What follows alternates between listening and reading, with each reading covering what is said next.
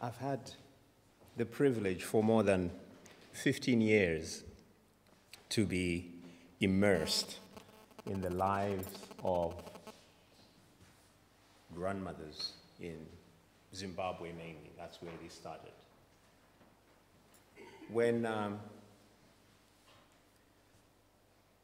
When you're immersed in the lives of those who've lived long years and they carry the battle scars of life with dignity and grace, you become wise.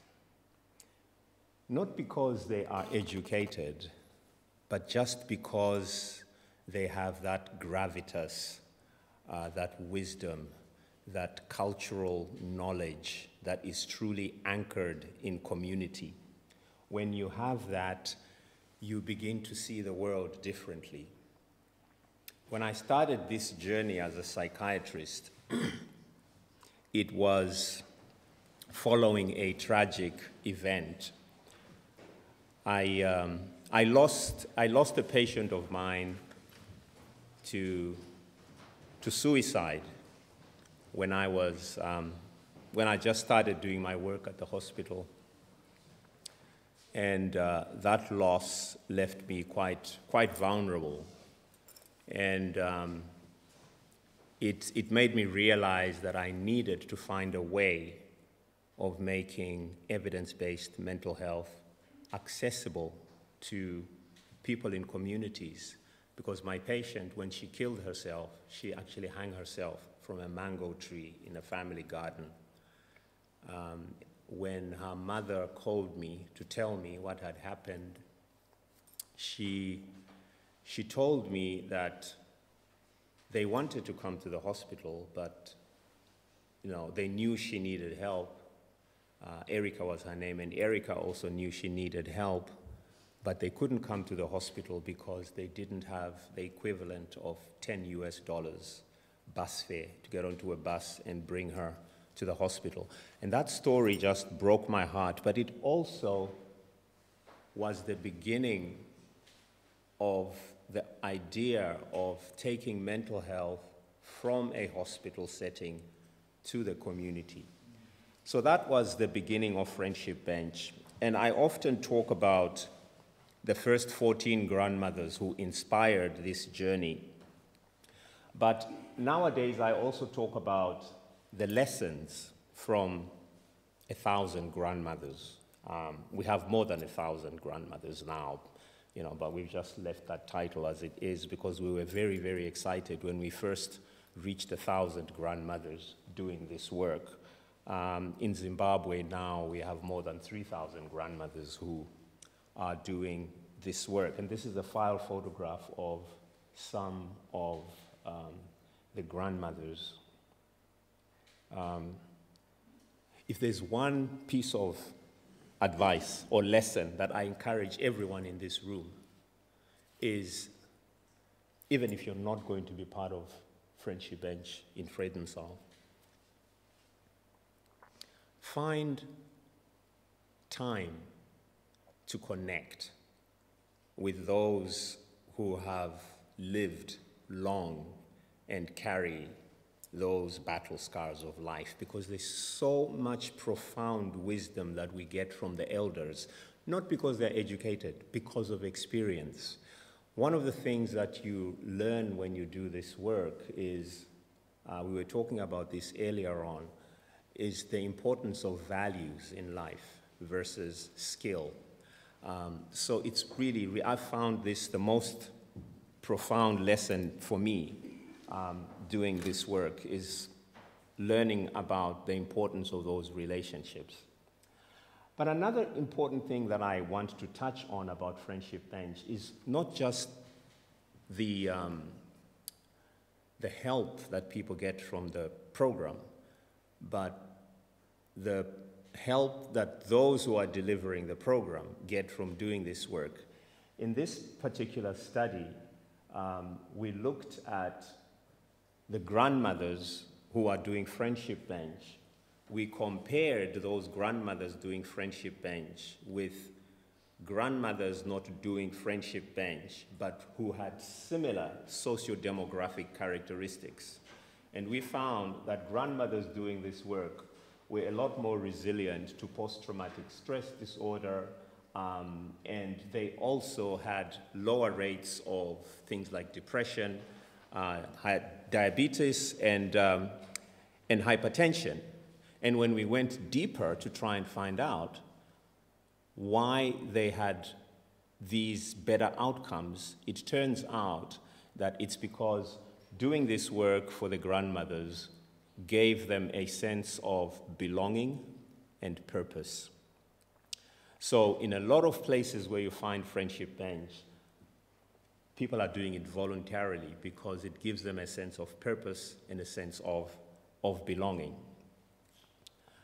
And this is how a typical friendship bench looks like. It's outdoors. You know, this is Ambuya Dzukwa Ogogo Lucia Dzukwa, who's one of our oldest grandmothers at the moment.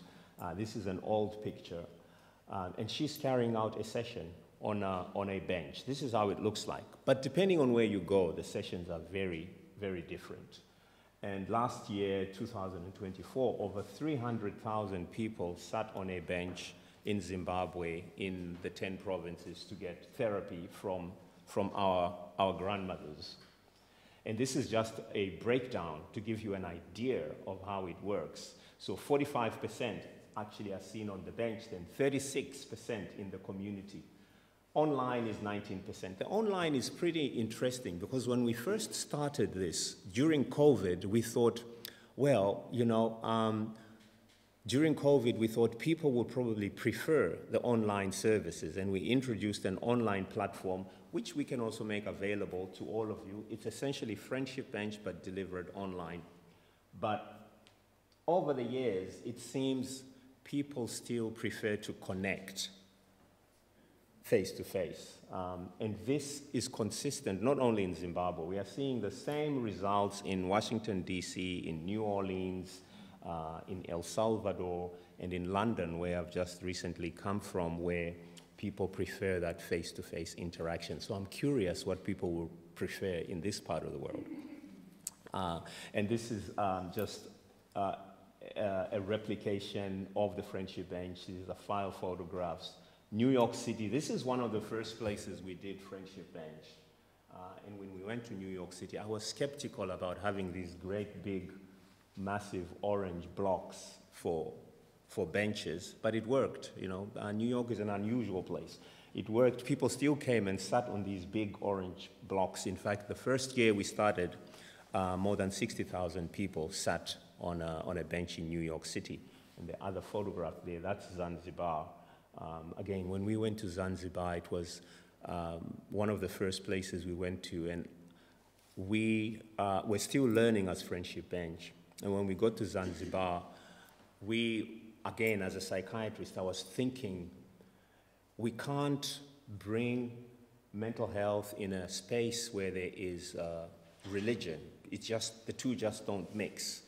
And the first lesson we learned about the importance of leaning into people's cultural belief systems to address mental health issues was Zanzibar, because in Zanzibar we learned that you cannot run a program like this without the imams. You can't run a program like this without involving the mosques. And one of the reasons why this model has continued in Zanzibar is because we've embraced not only the culture, but we've also embraced the religion. It's very important. And I think as you think about Friendship Bench, it's not just about the science. Above all, it's about the culture. Are we truly embracing people's cultures? Are we truly providing that space for people to feel that freedom to express themselves culturally? And all along, you know, with all the lessons that we have picked up over the years, what we have done is put everything together in what we call the Friendship Bench in a box. The Friendship Bench in a box is a DIY toolkit which we share with people who are interested in doing the Friendship Bench in a box. It has that barcode. I don't think you've received the barcode, Sylvia, have you? Yeah. So the barcode enables you to have access to everything that we have learned and everything that we have. And another important lesson that I have picked up doing this work is the power of intergenerational connectedness. I underestimated how linking our grandmothers with university students could actually produce this powerful, cohesive community. So the students teach the grandmothers, for instance, how to use smartphones, because the grandmothers have to collect data. You know, as you may have picked up, one of our core values is research. To do research, you need to collect data. So every grandma has a smartphone that they use to collect data with, but some of them struggle to use smartphones. So we pair them with students who help them to use the smartphone. And in return, the grandmothers help the students to be a lot more grounded and have a better sense of belonging to their communities. So we have these MOUs with universities, and we have these links, you know, between a university student and a grandma, which has been quite effective. This is something we've only been doing in Zimbabwe, but I would love to see that spread across the world. I'd like to finish this set of slides by touching on my book, which is coming out in 2 weeks' time. And the book is really about the story, the journey of the Friendship Bench. And it touches on the essence of what Friendship Bench is. You know, this is one of the statements that I emphasize in the book. When opening minds and hearts to healing is possible when ordinary people learn to support one another in extraordinary ways. And then another emphasis from the book is when we are gently, lovingly brought back into the fold of our community, we experience healing. Now, I've said quite a lot about Friendship Bench in the last couple of minutes, but I just want to emphasize on the building blocks. The building blocks of this work are anchored in storytelling, because human beings connect through stories. Yes, the Friendship Bench is rooted in a lot of research, a lot of science. We have more than 100 peer-reviewed scientific publications. But at the core of what we do is really create space for people to share their stories. And we do that, we do that on a bench like this. Now, if you can imagine sitting on a bench with a total stranger, someone you do not know, what is it that would make you feel comfortable to open up to a total stranger? I'm asking a question. What would make you feel comfortable to open up to a total stranger? You know, I was recently I always used to think Germans are conservative, but you know what? The Norwegians are a lot more conservative than the Germans. Because I was in Norway 2 weeks ago. You know, they are super conservative. But anyway, in conservative Germany, what would make you feel comfortable to open up to a total stranger while you're sitting on a bench?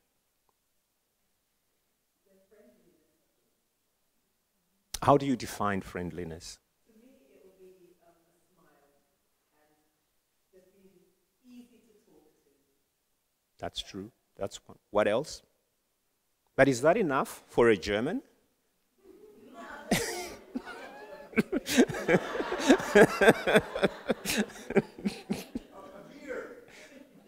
That's more like it. Anyway, I'm deliberately asking that question because one of the first questions I was asked by Grandmother Jack when I started this work, because I was of the opinion that we need to do therapy in buildings. We need to do therapy the traditional way, you know, where you sit on a couch and, you know, you talk to a therapist. And Grandmother Jack, who's now late, said to me, what would make you comfortable to open up to a stranger? And that's the key thing. That is the fundamental building block of Friendship Bench. If you want to do this work, you have to ask yourself that question. What is going to make it possible for a stranger to open up to me? And yes, a smile is one aspect of it. But at Friendship Bench, we often talk about creating space for people to feel comfortable to share their stories. And we create that space through what we call expressed empathy, the ability to make people feel respected and understood, the ability to use active listening, the ability to use nonverbal communication. One of the things that we struggle with as human beings is silence. Silent moments are uncomfortable for your average human being. How do you use silence to engage with another human being? So these are some of the critical aspects of human connections that we seem to have lost, but we inherently have them. And one of the things that you get when you get into a Friendship Bench training is to revive those existing innate human characteristics that we all have. So Friendship Bench is not a therapeutic intervention. It's not a mental health intervention. Yes, it's marketed as a mental health intervention because all the publications about Friendship Bench are about mental health. But at the very, very sort of foundational level of what it is, it's about human connection. That's what it is, and we're using mental health as an entry point. So what I'm bringing to your institution is not mental health, it's about human connection. Because the world today is extremely disconnected. You just have to look at what's happening. We have lost our human connection. And the only way we're going to bring that connection back is by falling into the things that we inertly know will connect us with other human beings. When we create that space for others around us to feel comfortable to share. I'll end with what I consider to be probably the most profound lesson that I picked up from the grandmothers at Friendship Bench. I shared with you the loss of my patient. Erica was her name. When Erica took her own life, I went through a long journey of imposter syndrome and feeling guilty. I didn't open up to anyone for a very, very long time. And the first people I opened up to about Erica's death were the first 14 grandmothers that I started doing Friendship Bench with. And interestingly, it was the response that I got from the first 14 grandmothers that made me realize the power of human connection. After I shared my story about Erica's death, what the 14 grandmothers did instinctively without any prompt was to break into a soothing song, an African song about being protected in the face of adversity. It was a soothing, gentle song, and I broke down and cried. After that song, they held hands in a circle, and I was in the middle, and they prayed for me. That's all that happened, but it gave me such an unbelievable sense of relief and just that feeling of acceptance. Why am I ending on this note? Sometimes it's not about finding solutions, but sometimes it's about giving people space to grieve, space to mourn. And in a way, this is what we try to build with the Friendship Bench. I'll stop there. Thank you.